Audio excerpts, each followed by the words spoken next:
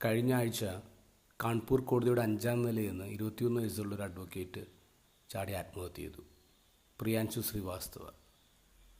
ഒരു suicide not എഴുതിയിട്ടുണ്ട്. കാരണക്കാരൻ അപ്പനാന്ന് പറയാം. ഞാൻ തോറ്റ്, അപ്പ നിങ്ങൾ ജയിച്ചു, കൺഗ്രാജുലേഷൻസ് എന്നൊക്കെ പറഞ്ഞിട്ടാണ് അവർക്ക് ലെറ്റർ എഴുതിയിരിക്കുന്നത്. അപ്പൻ്റെ അടുത്ത് നിന്ന് നേരിട്ട പീഡനങ്ങൾ, ക്രൂരത, ആ ട്രോമയ്ക്കാണ് എഴുതിയിട്ടുള്ളത്.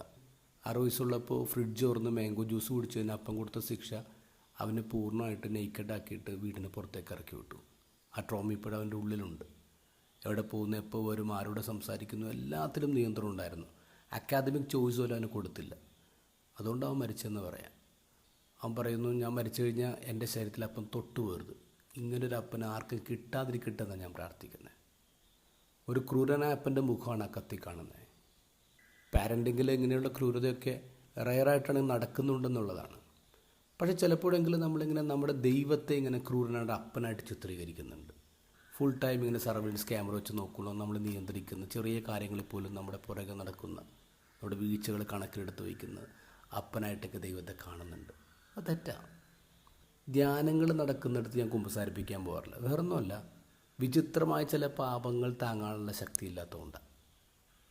കഴിഞ്ഞ ദിവസം ഒരു ചേട്ടത്തി ഒന്ന് പറഞ്ഞു, സെയിൻറ്റ് ജോർജ് പുണ്യാളിന് കോഴീനെ കൊടുക്കാൻ മറന്നുപോയി, വീട്ടിൽ പാമ്പ് കയറി വന്നു. വേളാങ്കണ്ണി ഒരു നേർച്ച മുടങ്ങിയിട്ടുണ്ട്, പോയി തലമുട്ടടിക്കാനുള്ള നേർച്ച ഉണ്ടായിരുന്നു. ഇപ്പോൾ ലേറ്റസ്റ്റായിട്ട് ഇറങ്ങിയേക്കുന്ന ഉടമ്പടി ലംഘിച്ചു എന്ന് പറഞ്ഞിട്ടുള്ളത്. നമ്മളെന്താ ദൈവത്തെ ഇത്ര ക്രൂരനായിട്ട് കാണുന്നത്? ദൈവം അങ്ങനെയാണോ?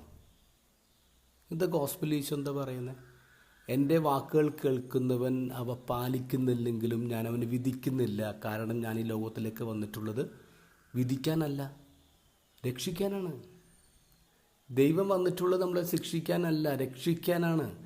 ഒരു നേർച്ച നിറവേറ്റിയില്ലെന്ന് പറഞ്ഞുകൊണ്ട്, ഒരു ഉടമ്പടി ലംഘിച്ചെന്ന് പറഞ്ഞുകൊണ്ട് ദൈവം നമ്മളെ ശിക്ഷിക്കുമോ? എന്തിനാണ് നമ്മുടെ ദൈവത്തെ അത്ര ചെറുതാക്കി കളയുന്നത്?